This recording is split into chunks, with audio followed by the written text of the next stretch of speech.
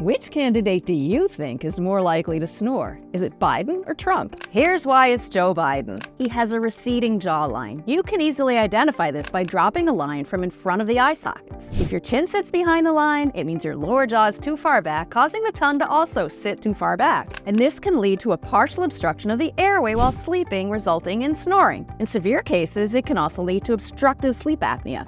Interestingly, a quick Google search confirms that Joe Biden does indeed have sleep apnea. Have you or your bed partner experienced snoring? Share your thoughts below.